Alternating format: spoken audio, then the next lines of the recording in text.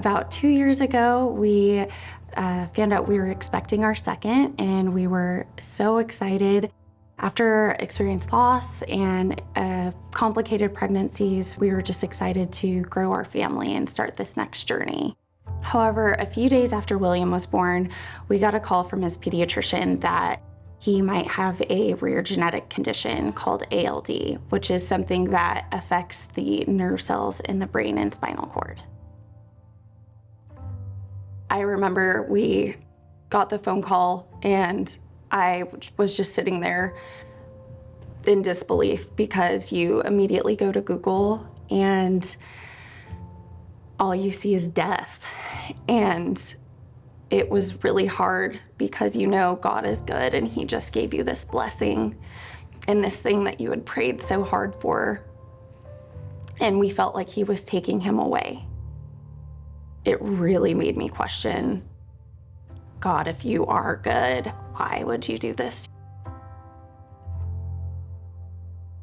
But God wasn't finished with us just yet. We quickly learned that God was there with us throughout everything that was about to come our way. It was the next Sunday after we had prayed about this and asked for answers that we showed up to church, and George Moore and his dad were on stage that Sunday sharing their story. George is battling his own rare condition, and he is a kid that is full of life, full of hope, full of joy.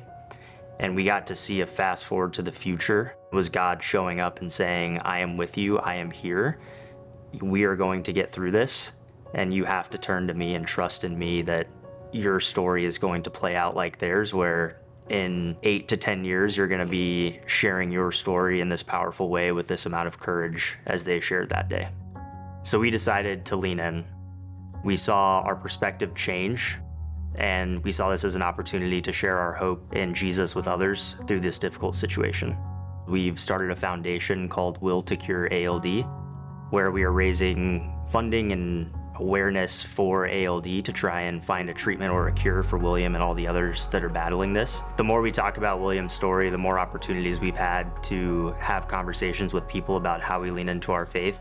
And Taylor even had the opportunity to share this with the media on Good Morning Texas at the local ABC station in Dallas. What are you using to get you through this? Our faith, first and foremost, and our community. Can you talk to me a little bit more about exactly what you mean when you say you're using your faith? What does that look like in your life right now? Truthfully, I am just trusting that God's given us the grace to get through one day at a time, because there's going to be more worries to come tomorrow, and so I can only worry about today. And that ultimately everything works together for the good of Him, and so that's what we're putting our hope in right now. This situation obviously is devastating and with a lot of questions attached to it. But throughout all of the devastation, all the broken things, we see hope in the resurrection of Jesus Christ. We see hope that one day William's life will be restored no matter what plays out here on the earth. And we just have to trust in that fact and be faithful through all the journeys that we are going to be encountering, and just recognizing that one day everything will be as it was intended. Going through all of this has brought us even closer to Jesus. We know that we have to depend on Him for our day-to-day struggles, but also the lifelong struggles that William and our family might face. I don't know what the next 20 years holds for William and our family, but we still have hope in Jesus because He's right there with us.